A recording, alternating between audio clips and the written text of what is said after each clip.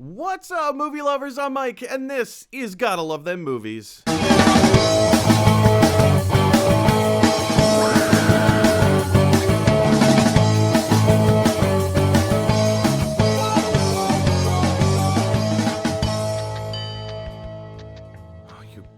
You guys, welcome back to Gotta Love Them Movies, your daily dose of movie news. I'm your host, Mr. Mike Brown. I'm here all the time, and you guys, today is a glorious, glorious Monday, March 1st.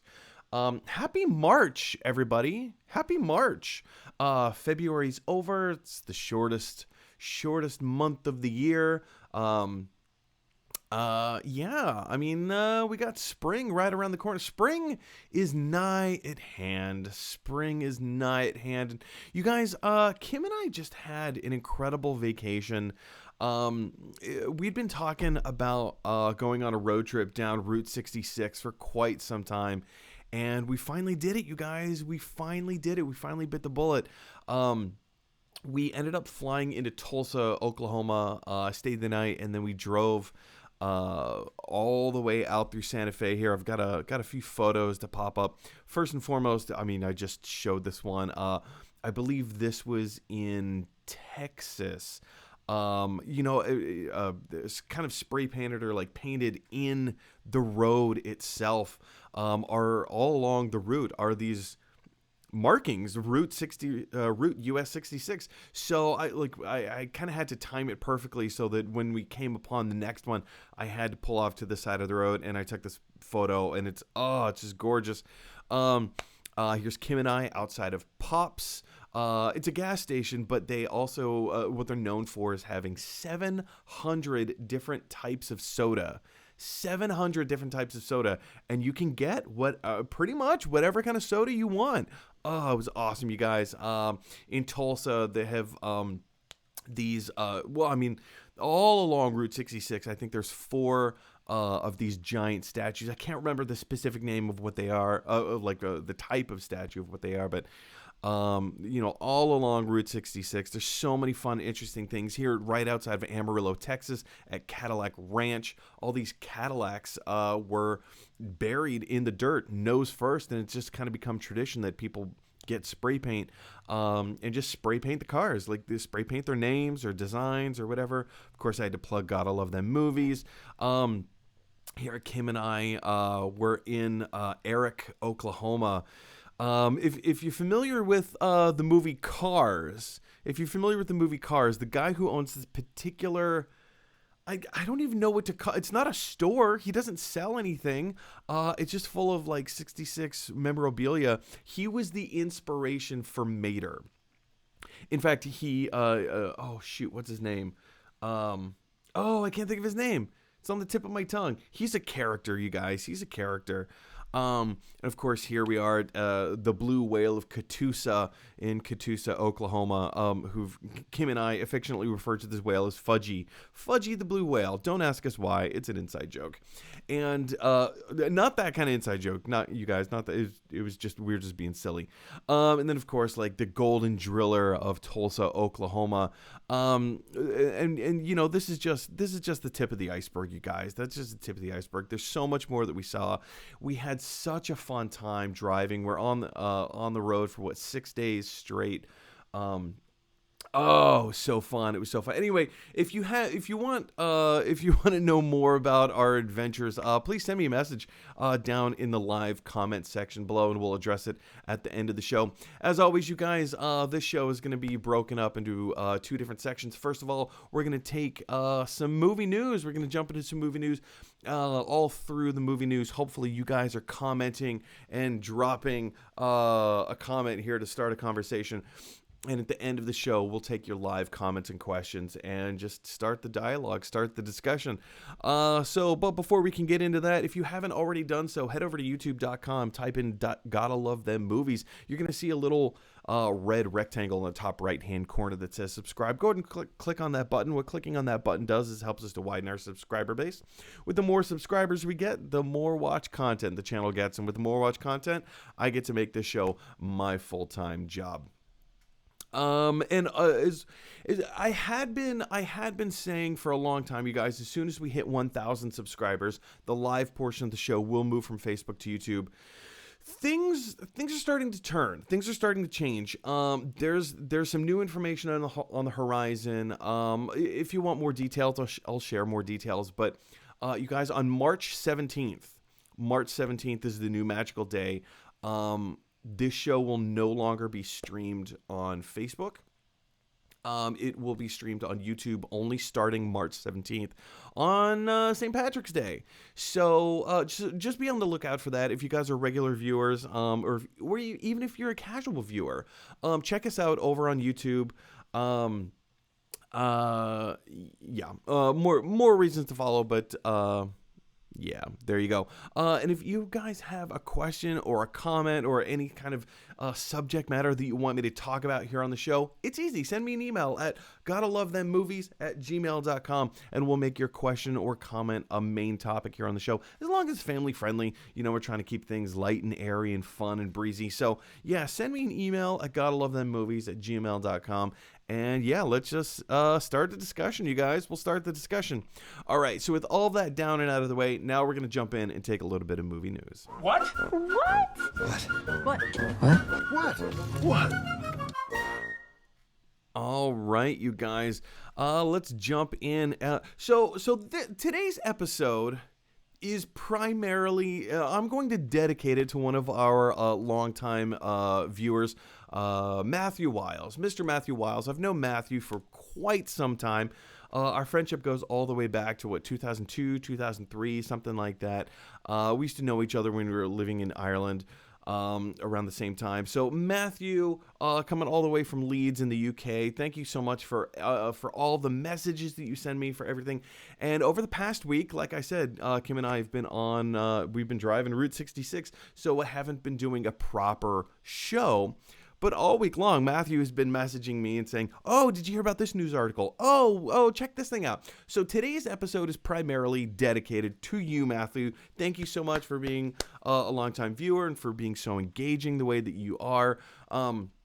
So today's first subject, today's first news topic, you may have already heard of it, but Ms.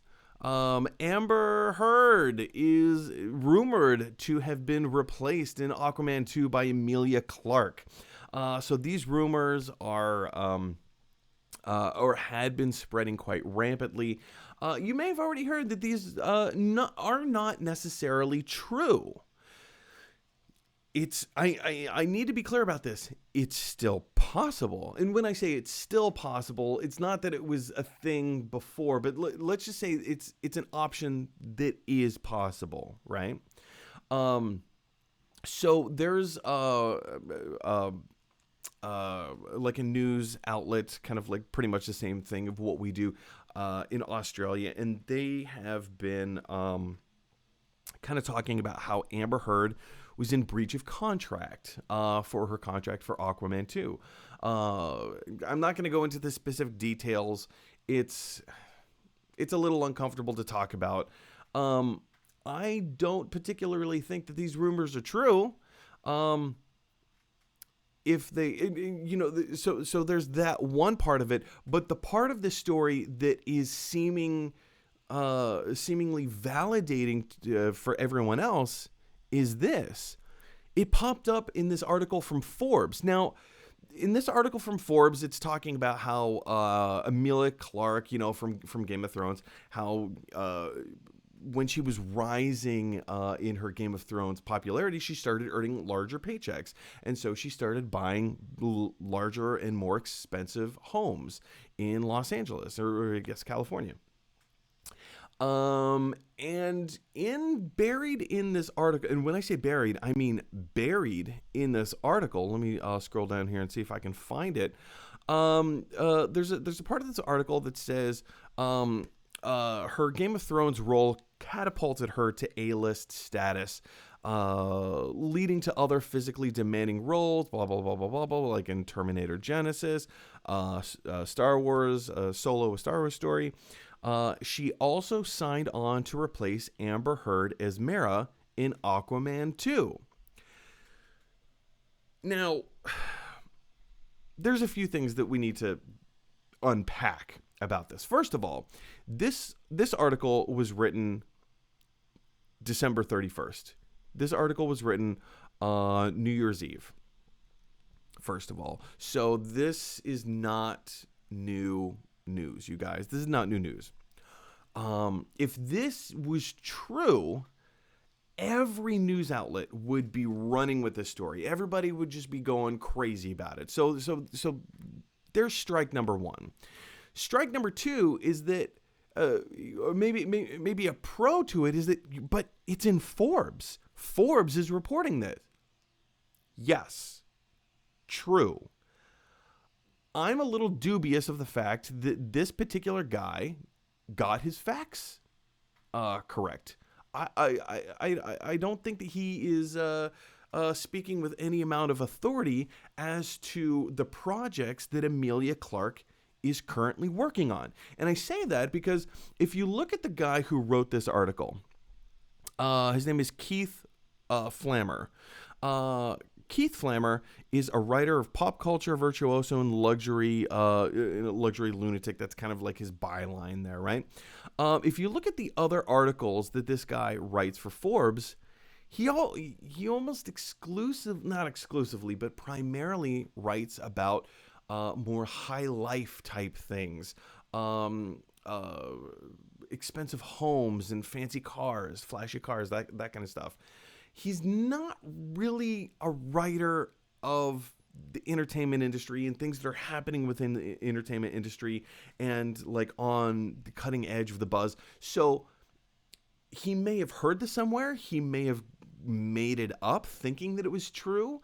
There's a whole slew of reasons why this is possibly not true. Again, I say possibly because it could be true. Maybe he has heard something through the grapevine. Maybe he does have sources. But also, here's the thing. If you're going to put that little bit of news in your thing, that's the headline. The headline is not Emilia Clarke sells her home in Venice, California for $4.4 million. That's not the headline. The headline is Emilia Clarke replaces Amber Heard in Aquaman 2. That's your headline. So let's take this with a grain of salt for a second. As well, like I said before, this article is 2 months old. If there was any truth to this, every notable trade like Variety, like The Hollywood Reporter, like Deadline, they would all be reporting on this. But because this popped up in like another Reddit thread and it started making the rounds again, of course everybody started looking into this and saying, oh. But I really don't think that there's any amount of truth to this. There could be, like I said, there's a publication in Australia, an online publication in Australia, talking about changes in her contract, or rather a breach of contract. And yes, I understand that. But that is also in conjunction with the Forbes article. I don't think that is, I don't actually think that that's the case. It might be. I don't think it is. I'm going to give it about 5 to 10% of credibility. It's possible. It has a shot of being true. I just don't give that much clout to it. Anyway, guys, question for you is, what are your thoughts about Emilia Clarke replacing Amber Heard in Aquaman 2? First of all, do you like the casting choice? Because if it is true, yeah, I could totally get behind it. I think that could be really cool. But I don't think that it's true. If you do think that it's true, let me know what your thoughts are down in the comments section below. All right, moving on to our next bit of movie news. Again, this was an article, or rather a video sent to me by Matthew Wiles, and Matthew Wiles is commenting in the live chat right now, so thank you, Matthew, for being part of that conversation. And our next bit of news is this. we've known for a little while that J.J. Abrams has been attached to a new Superman movie. There hasn't been much movement in this. It was a little bit more than a rumor. Like, we kind of knew that something was happening. It was a little bit nebulous. Well, now there is a writer attached to the film, being directed by J.J. Abrams and produced by J.J. Abrams' Bad Robot Company. Oh man, I hope I get this name right. Ta-Nehisi Coates.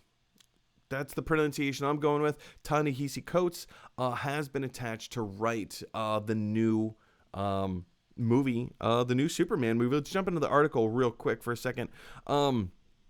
As we scroll down, of course, J.J. Abrams will be producing. And according to The Hollywood Reporter, they're setting it up as a Black Superman story, and I think that is the most interesting part here. Acclaimed essayist and novelist Ta-Nehisi Coates has been hired to pen the script for a future reboot of Superman, which will be produced by J.J. Abrams. To be invited into the DC Extended Universe by Warner Brothers, DC Films, and Bad Robot is an honor, said Coates in a statement to Shadow and Act, a website dedicated to the African diaspora in the arts. I look forward to meaningfully adding to the legacy of America's most iconic mythic hero. I think this is really interesting. Of course, these are all the details that we know about this so far. And I can very easily see some controversy coming up about this. Superman is not black. Sometimes he is. Go back and read the comics. Do a little bit of research. There are some storylines where Superman is not portrayed as a tall white Caucasian man. And I think this is interesting. I think this is really interesting territory to go in. It's hard when you have a superhero like Superman, who is invincible in virtually every way imaginable. Oh, yeah, but kryptonite. Okay, yeah, I get it, kryptonite. How do you tell a personal, relatable story about a god from outer space who, virtually can't be touched? But Mike, he was killed by Doomsday. Yeah, okay, I get it. I understand. Like, I'm not saying that Superman can't be hurt. It's not that he can't be touched. But for all intents and purposes, he's the day-to-day type thing. He's invincible. You can't shoot him. You can't push him around. He's got laser heat vision eyes. He can scorch you in half. He can cut you in half with his eyes. Like, how do you create a relatable human character in that regard? It's hard. So I think it will be really interesting. No, I'm not familiar with Ta-Nehisi Coates' previous work. I looked him up on IMDb, and he's got a whole bunch of credits. I'm not familiar with any of the projects that he's written for or been attached or as a producer before.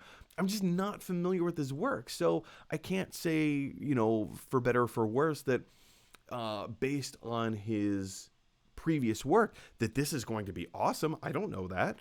But I do know the level of quality for the most part that Bad Robot Productions and J.J. Abrams are associated with, and they're usually pretty good. I take my issues with Rise of Skywalker, of course I do.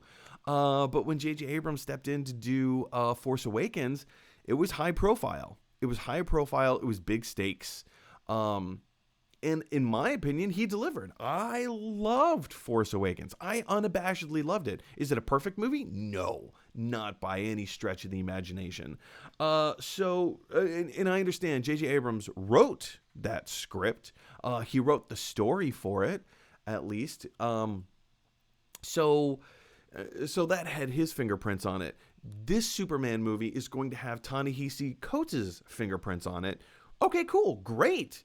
Let's see what he does with it. I'm not one of these people that is some things I'm a traditionalist about, some things, but when you start talking about the race of Superman, he's an alien species. It's just coincidence that his body chemistry happens to look like a Caucasian white male. He could look like nearly anything else. But Mike, he needs to fit. Okay, yeah, he can fit in by looking differently. I'm interested by this. I'm interested to see what the story. And there's even the TV show. Oh, it just came out on HBO Max. The new Superman and Lois, I think is what it's. I can't remember the exact name of it. But the whole idea is that Superman is now a father of 2 teenage boys. And how does Clark Kent navigate a world as a father? I mean, like when he was single or casually dating Lois long before he became a father, what are his problems? What are his struggles? Like he didn't have...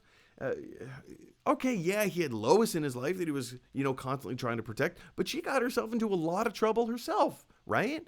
So now we kind of get to see what the life of Superman would be like if he, like as a father, as a protective father. He's Superman, but how does he save the world and protect his family at the same time? That's a really interesting concept. And I think this is an interesting concept. What would Superman's modus operandi be like as a black man? I think that's a really interesting concept. So yeah, I'm really interested to see what Ta-Nehisi Coates comes up with along with J.J. Abrams.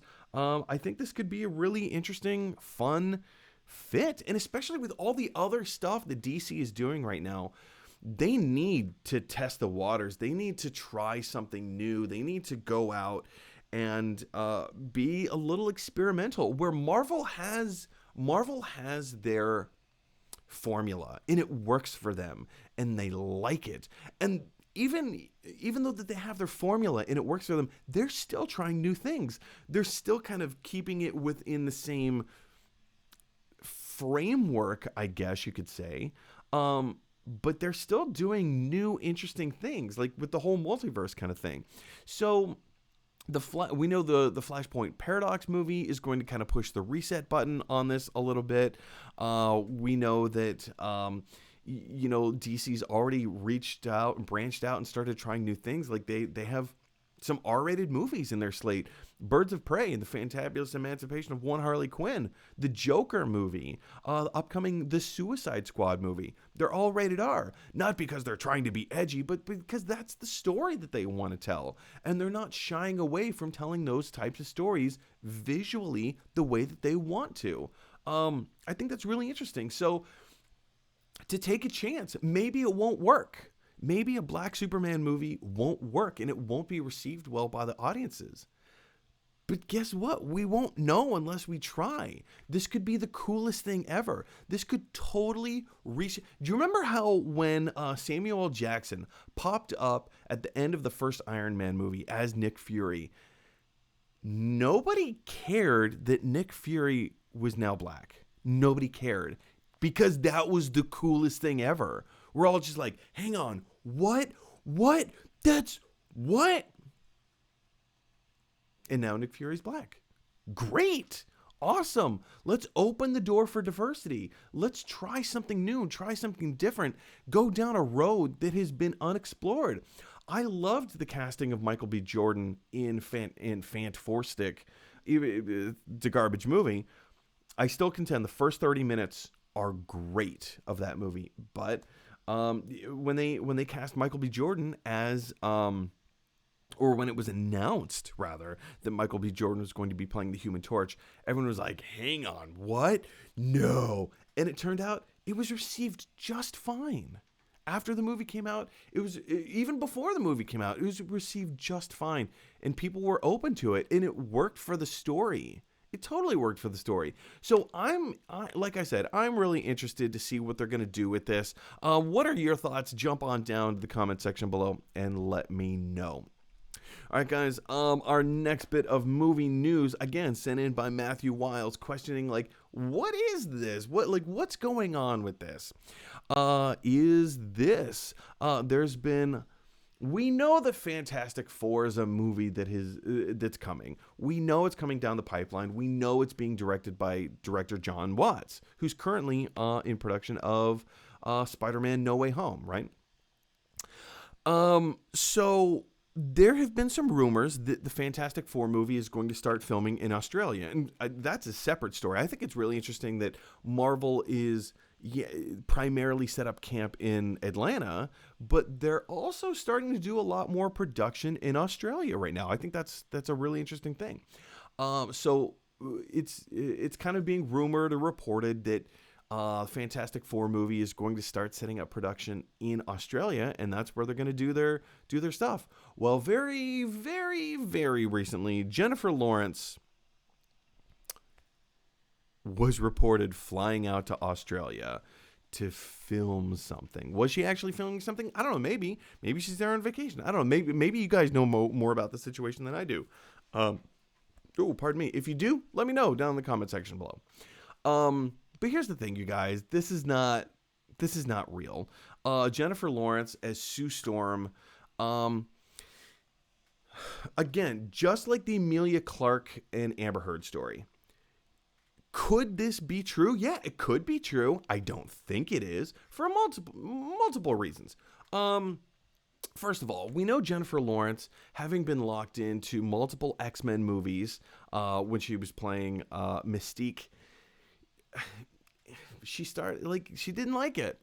Now, we also know that it was large in part to the makeup that she had to sit in and endure that she was not a fan of.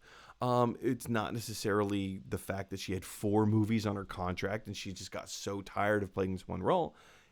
Maybe it was. Maybe she just didn't want to be beholden to playing this one character over and over and over again.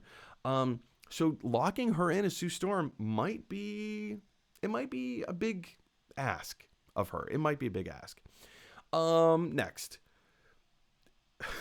Fantastic Four it's barely even pre-production. It's not even in pre-production right now because the director, John Watts, is still currently filming Spider-Man. Still currently filming Spider-Man No Way Home. They haven't even started post-production on it yet. They're still in production.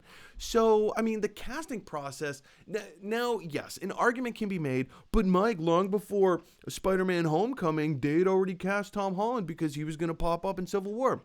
Is it possible that the character of Sue Storm is going to pop up in another movie that is currently... Maybe Sue Storm is going to pop up in Thor Love and Thunder. Maybe. I doubt it, but maybe.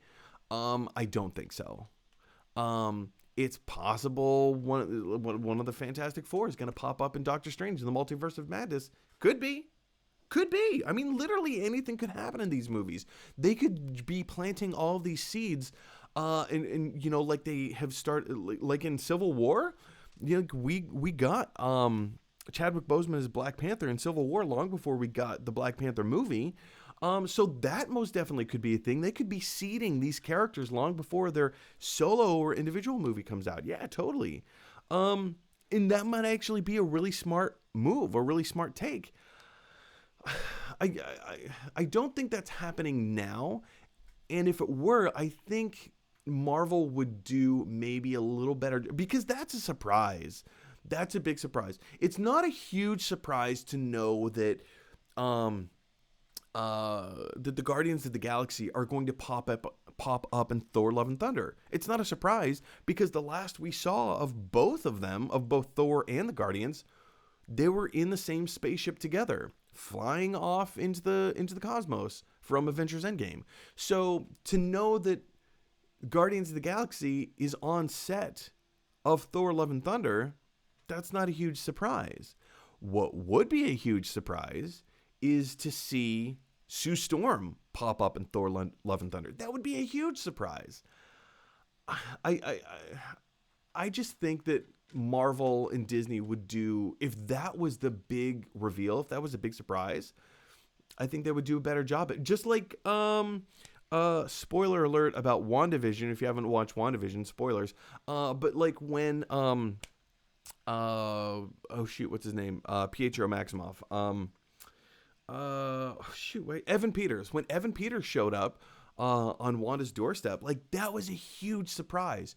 J. Jonah Jameson popping up at the end of Spider-Man Far From Home.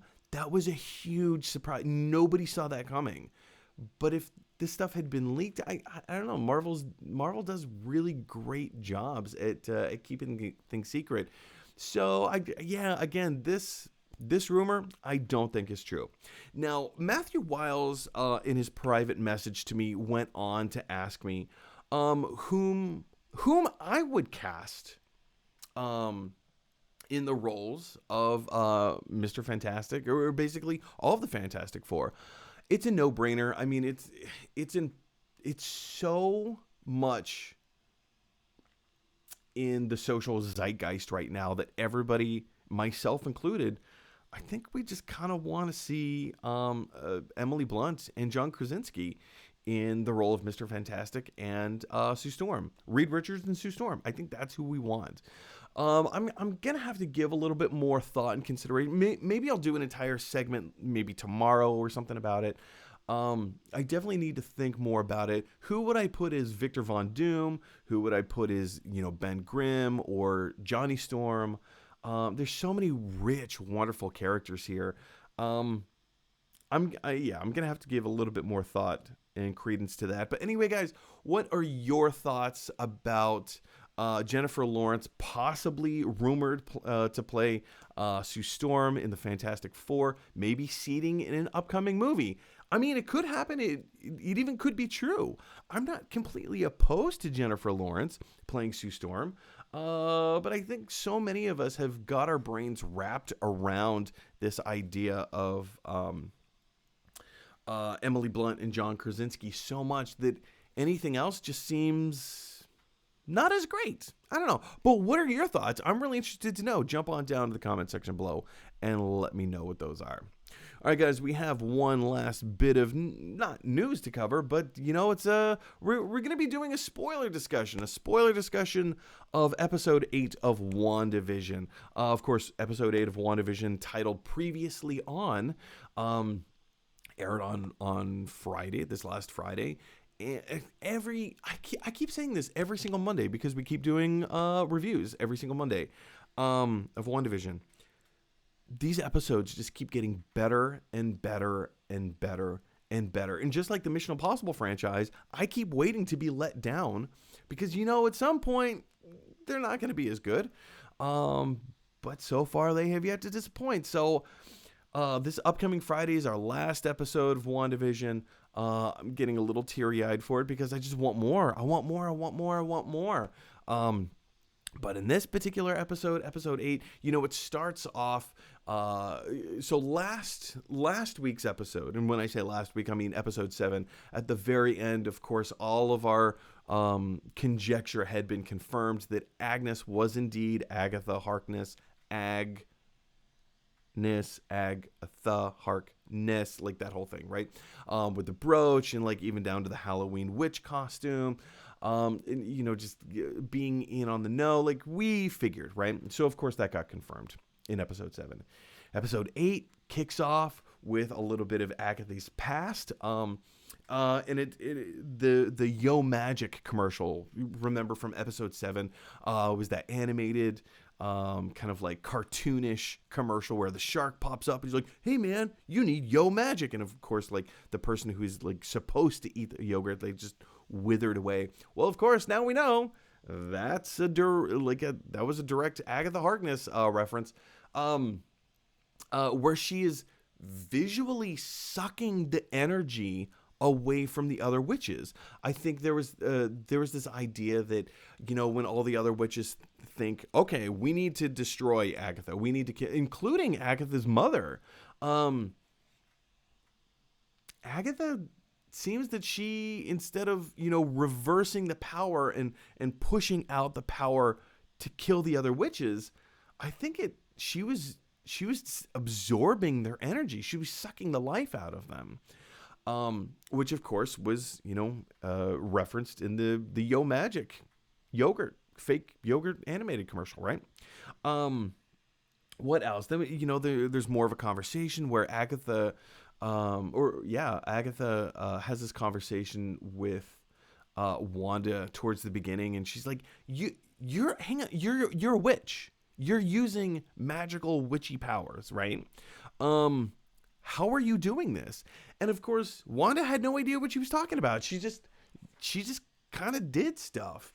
And so of course, Agatha takes us on this journey of like, no.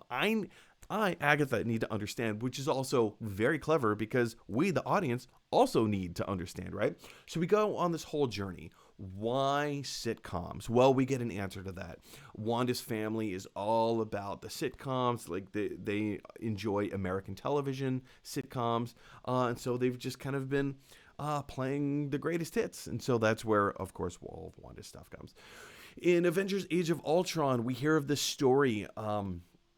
Why Wanda and her brother Pietro hate Tony Stark so much. And of course, like there's this big civil war that breaks out in Sokovia, and one of Tony Stark's missiles comes into their house, and they're just, for 2 days, they're waiting for this bomb to go off.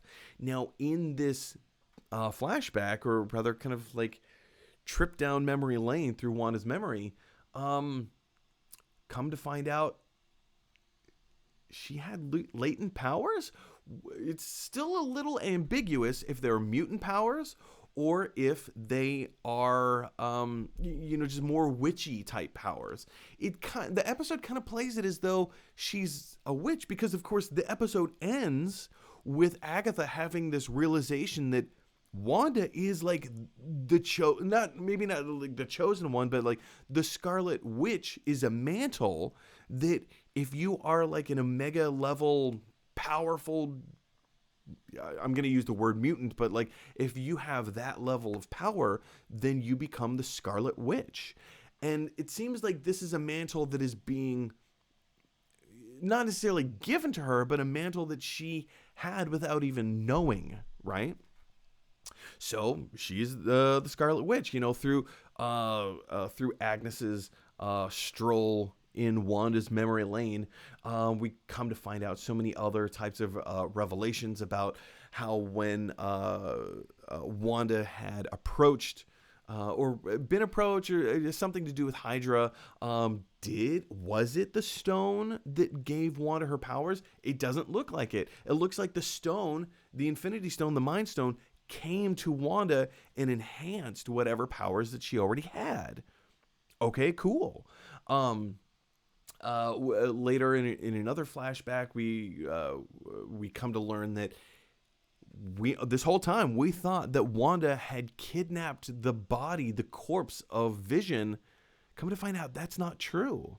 That's not true at all. She had such an intense relationship with Vision because he was simply trying to understand humanity. He was trying to understand what it is about humanity that makes us tick. What is grief? And here in this flashback scene between Wanda and Vision in Avengers Mansion, or compound, or like whatever you want to call it, wow, we get one of the most poignant lines in television history, which is, well, what is love? I'm sorry, what is grief if not for love enduring? Yeah, it's kind of true. It was one of those lines that just slapped us all across the face, and they're like, wow, that's heavy, and that's something that we can all connect to. And as a person who lost his father 3 years ago, yeah, it's true. It's true. Grief is love enduring. Having, or even more deeper than that, grief is love enduring in the absence of someone else. Like, it's heartbreaking. It's shattering,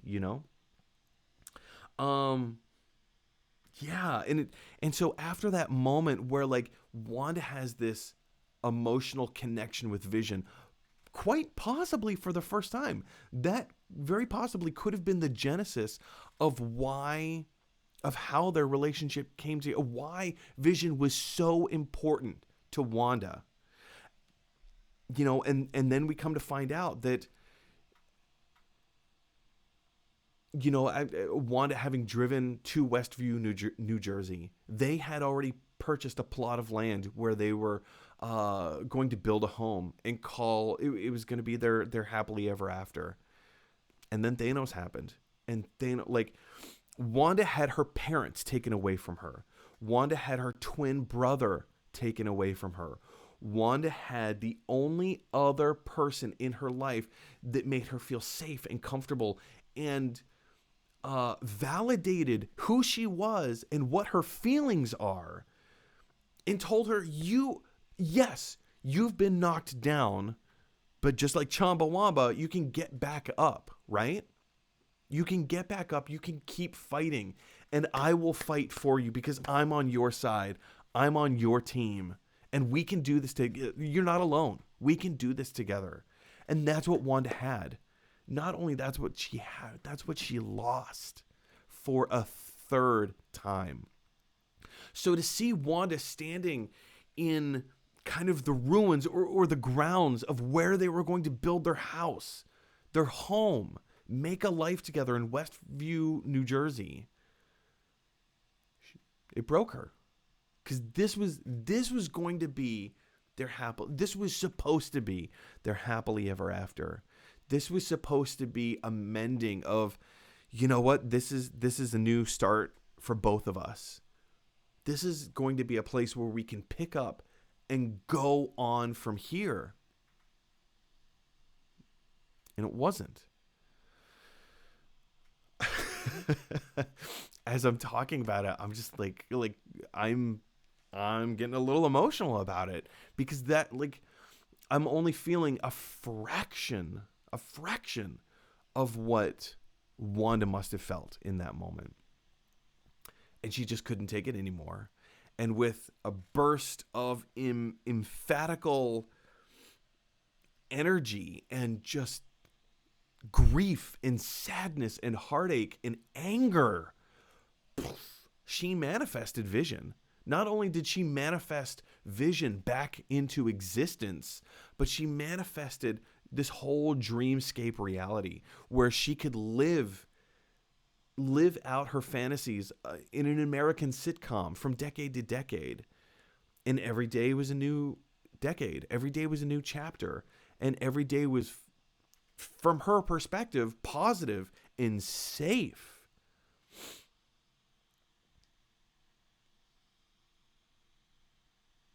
Tough stuff. And to see this episode explains so much, especially going back, was it 2 episodes?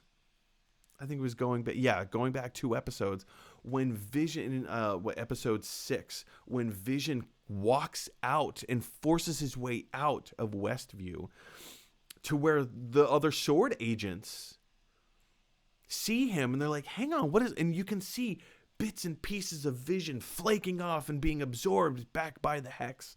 He is bound to the Hex because his reality can only be maintained within the Hex. And we can't have the Hex because it's being like Wanda is controlling the Hex, but even more than that, she's controlling the people within the Hex. And it's not just the residents of Westview, New Jersey anymore. She's controlling all of those sword agents that got absorbed into it. You know? So, and then, of course, at the end of episode 8, at the very end, we get that post-credit scene where Sword has reassembled Vision, and they just can't seem to get him going again. Well, do you remember there was that drone that they sent in a few episodes prior, and Wanda comes out and throws it at everybody, and it's just being covered in all this kind of red hexy magic, right? So they take that red hexy magic surrounding the drone, and they use that to power up the new Vision, which is essentially white Vision, which is a comic reference. Go ahead and check it out. Look it up later. But so now we have two different Visions. One, probably, most likely, like the white Vision, most likely doesn't have the same personality as the Vision that we've known and loved ever since Avengers Age of Ultron. And then we have the other Vision, the conjured Vision, the fake reality Vision, who is, his existence is tied to the hex, and we can't have that hex. Without the hex, we're not going to have Vision. And with Agatha Harkness kind of like finding a way to exist in the hex without being controlled by Wanda, things are going to get heavy, you guys. Things are going to get ridiculously heavy. It's not going to end well for Wanda. It is not going to end well for Wanda. In fact, as this episode 8 was progressing and going through, and there was that scene where, young Wanda back in Sokovia, there was the missile and it already killed their parents, and they're waiting for the bomb to go off, and it says Stark Industries on the side, and she reaches out and she stops the bomb from exploding without realizing it. She stops the bomb from exploding. And of course, later on in the episode, Agatha Harkness refers to this as chaos magic. It's our first reference to chaos magic in the MCU, which is the type of magic that Wanda wields, right? So we see this happen, and it's our first glimpse into, wait a second, this is an opportunity for Marvel and for the MCU and for Kevin Feige to essentially retcon the backstory of who the Maximoffs are. Are they actually mutants? And so I was expecting them to drop the word mutant. I thought Agatha Harkness was going to see this trait, this quality in Wanda, and say, you are a mutant. You are a mutant. You don't know it yet, but you're a mutant. I'm telling you now. And she didn't. And they may still do that in the next episode. I don't think it's incredibly. I'll give it a 30% chance. I will say a 30% chance that the word mutant is dropped in episode 9. I don't think it's incredibly likely, but I do think there's a chance. Because again, seeding material for future installments. Now, like, Kevin Feige's already got all of his movies all planned out for the next few years. So it's like when we do get around to mutants, it's going to take some time. But who knows what's going to happen in the multiverse? Who knows? Anything can happen. I loved this episode so much. I love the backstory of Agatha. I love that it's actual magic. Like, that's the magic that I wanted to see from Doctor Strange. Doctor Strange was more whimsical, and it wasn't like dark kind of, like when you say magic and you're a sorcerer, the stuff that we saw in the first few minutes of this episode, of episode 8 of WandaVision, that's kind of more the stuff that I wanted to see from Doctor Strange. It went in a very, very, very different direction. But this type of dark, kind of evil magic, ooh, this is cool. I really like this corner of the MCU. I really like this corner of the MCU. And now to know that Wanda is kind of attached to that, you guys, it's this corner of the MCU. I think this is where Blade is going to come from.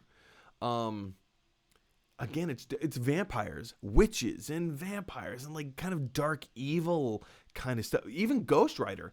Who knows? There's a possibility that Ghost Rider could pop up out of this. I don't think that's all that likely, but it's possible. I mean, how long have we been speculating Mephisto to pop up, or Nightmare, or oh shoot, who's the other one? I can't think of his name. Anyway, like so many. The guy with the hat who was teased in episode 2. There was an Easter egg for episode 2, and I can't think of his name. Anyway, there's so many places that this can go, you guys. But I'm telling you now, and you probably know this as well. This next episode is not going to end well for Wanda. She is going to have the biggest travesty of her life.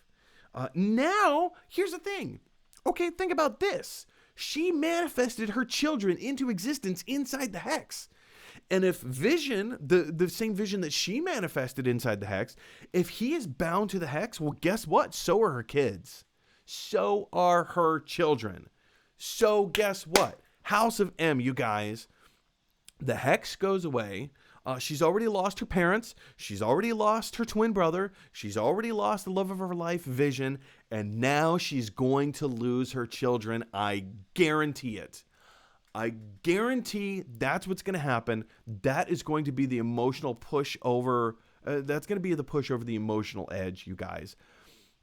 And whether, like, she's like House of M, you guys. They've been teasing this. They've been building this up. We know it's loosely connected. So at the end of this season, at the end of the next episode, she is going to utter some kind of phrase akin to "No More Mutants." And if you're familiar with the House of M comic storyline, "No More Mutants" being said by Wanda Maximoff is the pinnacle event of that storyline. So even though mutants don't exist in this version of the MCU, something is going to pop out of her mouth. Something akin to that. Whether it's "no more humans." What if she says "no more Avengers"? What if she says "no more witches"? No more magic? No more, I don't know. Or maybe she says, let's make everyone a mutant. Let's mutate this play. Like, I'm sick and tired of this world that we're living in. I'm sick and tired of being the only one who has these types of powers. Guess what?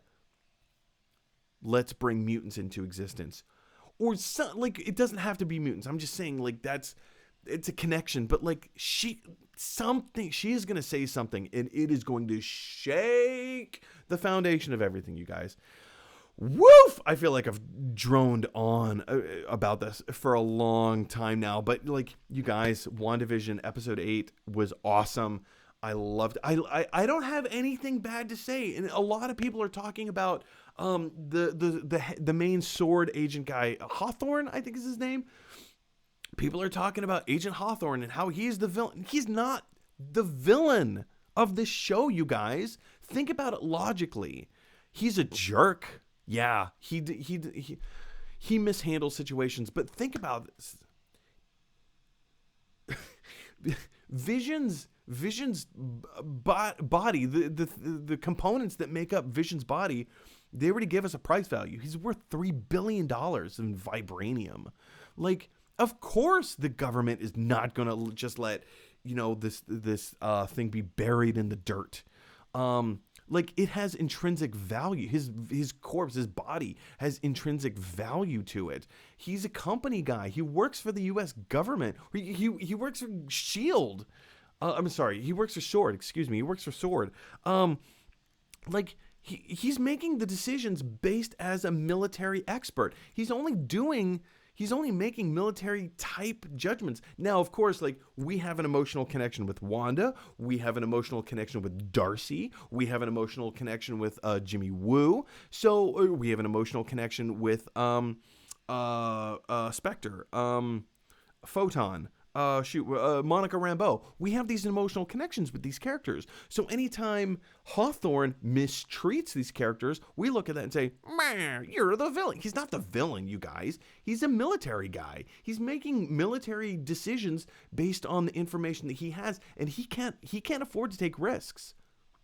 He can't afford to take risks, so he doesn't. Now, he's a jerk in the process, so of course we don't like him. But just because we don't like him doesn't make him the villain, Anyway, woof, you guys.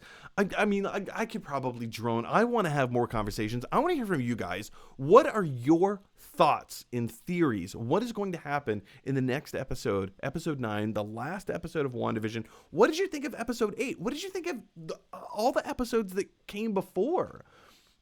This has been an incredible ride, an incredible journey, you guys. And I'm so excited to see this to the end. I can't wait to see what they have in store. What is Wanda going to say? How is this battle? Like, is there going to be a battle between Wanda and Agatha Harkness? I mean, probably. Agatha still has her children kind of kept somewhere. I mean, last we saw she had some purple leashes around their necks. This is going to be an exciting finale, you guys. I'm on pins and needles for it. But what do you think? I'm interested in hearing your thoughts. Jump on down to the comment section below and let me know what those are. Okay, guys, I need a little bevy. Wow, that was intense. Thanks for going on that journey with me, you guys. All right, now some of you have been firing in live comments and questions all show long. Now it's the part of the show where we're going to jump in and take your live questions. It's alive! It's alive!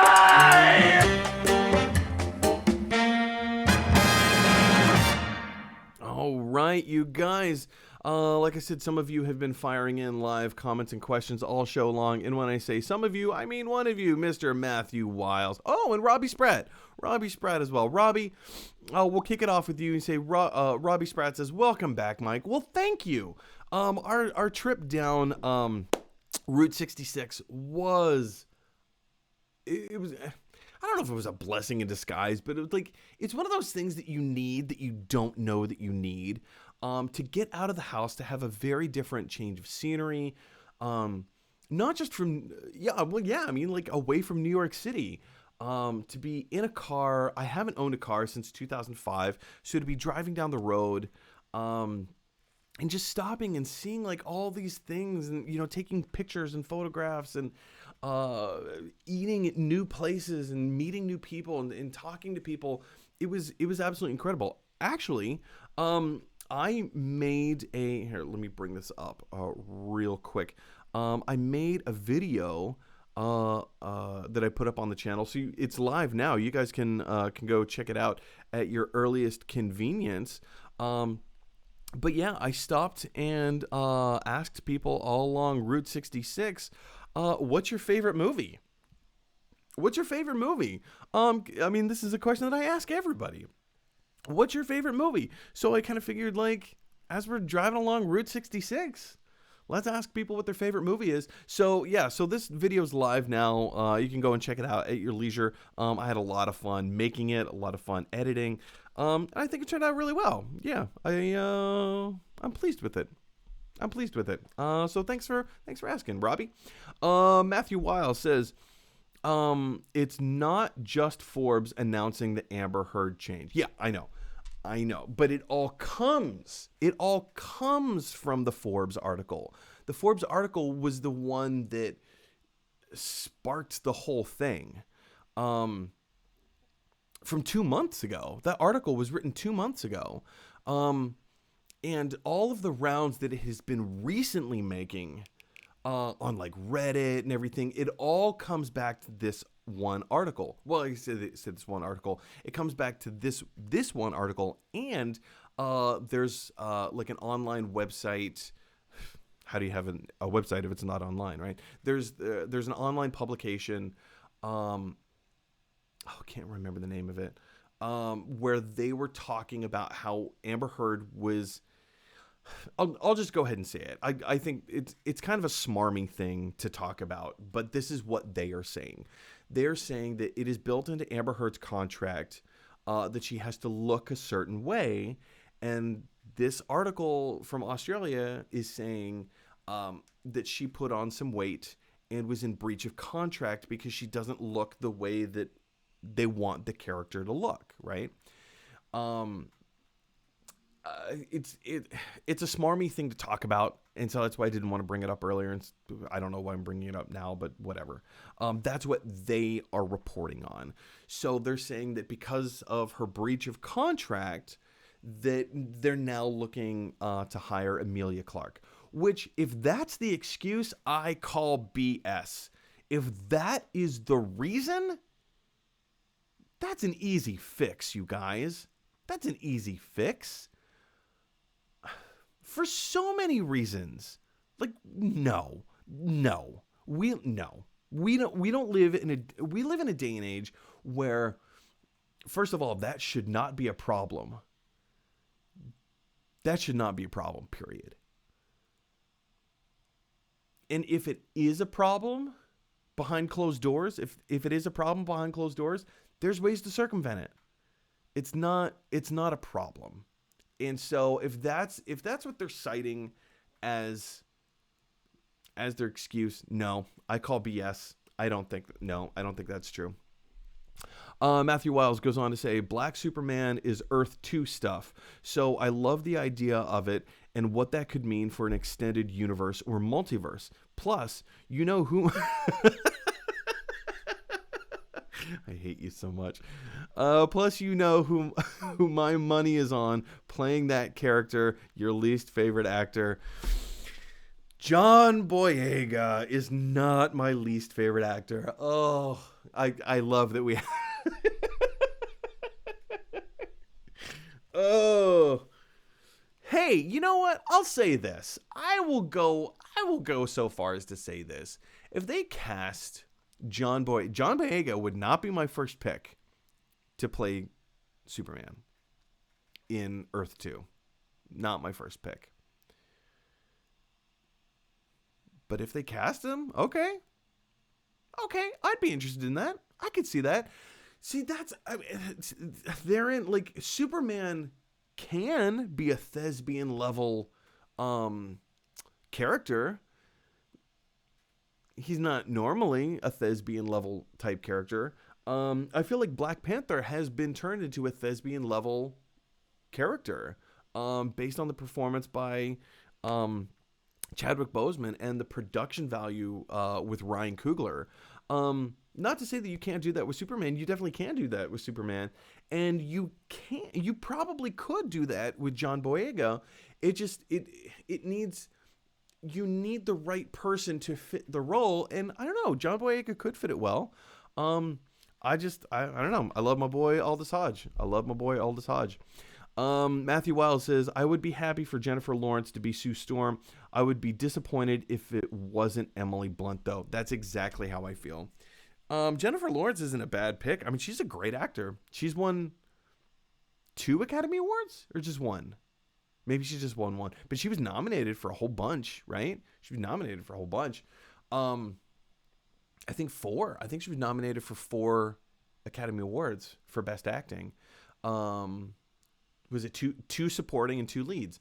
Yeah. And she won for Silver Lining Playbook. So good for her. So yeah, I mean, she's a great actor. She knows what she's doing. She's popular. I mean, people like her. I at this time, I don't see it being true. It could be true later on. I just don't think it's true now. And also, I think Marvel knows exactly what is going on when it comes to the fan response in regards to Emily Blunt and John Krasinski. I never would have. I wanted Emily Blunt to play Captain Marvel. That's who my pick for Captain Marvel was. I love me some Emily Blunt. I love Emily Blunt. I thought Emily Blunt would have been perfect for the role. But you know what? As Sue Storm and John Krasinski, first of all, has been very public in saying that he wants to play a superhero in the Marvel Cinematic Universe. And I think he's even gone so far as to say that he would like to play Reed Richards. And now, in like the past 2 years, he's been tight-lipped about it. He hasn't said a single thing. He said some stuff a few years ago. He hasn't said a single thing about it. So I mean, yeah. Who knows? Matthew Wiles, referring to WandaVision,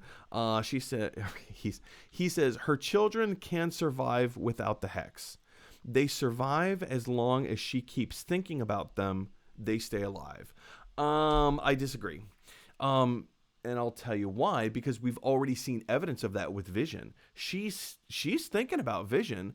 That's how he stays alive. If she manifests those children outside of the Hex, I think you have an argument.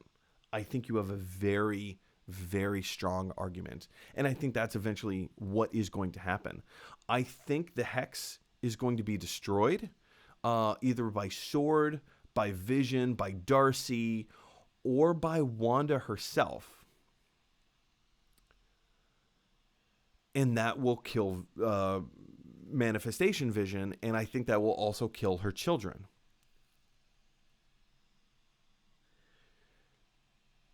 But grief, what is this now? Grief number 4, grief-stricken Wanda number 4. She's gonna pull some crazy stuff at the end of this episode.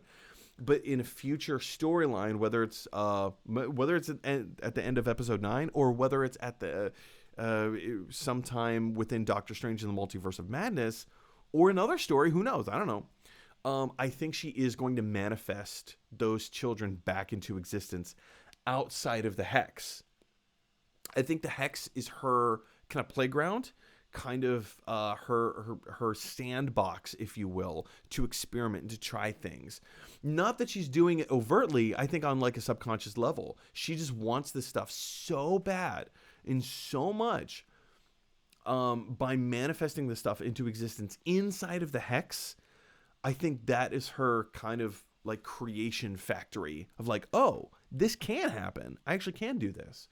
And the Hex is kind of her safe space to do that. And I think once the Hex goes away, I think, and I do believe that Vision will go away with it. Manifestation Vision. I think she will bring back her children at some point. Whether it's in episode 9, I don't know. I doubt it. I doubt she'll do that in episode 9. I think the kids are going to die in episode 9. Die in parentheses, you know. But yeah, no, I don't think they are. I don't think that the kids are can survive outside of the Hex currently as they are. Our last comment. Ooh, this is a surprise. Our last comment comes from my cousin who lives in Wyoming, Brian Stone. Brian, how are you, sir? I hope you're well. Love your face. Miss your face. Brian says, good for you, Mike. I don't know what movie you're talking about. Waterman guy? I know. What is that? What does that even mean? Waterman guy. Oh, you're probably talking about superhero stuff. Fake superhero stuff. If the gal had gained a few pounds, who cares? Who hasn't? Exactly. Referring to Amber Heard, right? Put a baby in the movie, blame it on weight gain, and you would be years of movies to come with Water Baby. Oh, is that your pitch? Is that your pitch for superhero show? But yeah, I mean, yeah, exactly. Like, to your point, like, who cares? Like, big deal. We live in a society now where, like, great. Jonah Hill. My goodness, like, how many times has Jonah Hill gained weight and then lost weight and then gained weight and lost weight? That hasn't hurt his career one iota. But for some reason, we live in a society where if women gain weight, oh man, game over. Nope, not in my movie. Nope. I reject this idea. I emphatically reject this idea that it is a weight gain issue that has anything to do with Amber Heard's removal from the movie Aquaman. Oh, is that what you're talking about? Waterman, Aquaman? Oh, I get it now. Punch up, don't punch down, Brian. Punch up. But yeah, I emphatically dismiss. I reject this idea that, you know, if and I don't think that she has been dismissed from Aquaman 2. I don't think she has. But if she has, I reject this idea that is a breach of contract. I reject that idea. This is not the world that we live in right now. Studios know this. Social media knows this. It's just not going to happen. I don't. Yep. That's all the more there's to say about it. I reject that notion. Anyway, guys, so this brings us to the end of our live comment discussion. Thank you so much for being a part of the conversation. Thank you so much for giving us stuff to talk about and some interesting insights, all between, Brian and Matthew and Robbie. Thank you so much for your comments. Thanks so much for sticking around. Yeah. let's just end it with this. If you like this video, click like. If you really like this video, click subscribe. And if you really, really like this video, click share, because that is exactly what Brian Stone's Waterman movie would want you to do. Anyway, guys, my name is Mike Brown. I'm here all the time. This is Gotta Love the Movies, your daily dose of movie news. The live portion of the show will be moving to YouTube on St. Patrick's Day, March 17th. So just be aware of that. If you have any comments, any theories, any fan theories, or any bit of movie news that you think that I've missed or that I should know about, send me an email at gottalovethammovies@gmail.com. As long as it's a family-friendly post or comment or question, we'll make it a main topic here on the show. You guys, we live in a weird, crazy world where everybody has their own thoughts and opinions, and sometimes those thoughts and opinions clash. So if you have an opportunity to infuse a little bit of kindness in the world, please, I beg you, take that opportunity to infuse kindness into the world and speak kind words to each other. As always, you guys, in the words of Bill and Ted, be excellent to each other. I'll see you guys tomorrow.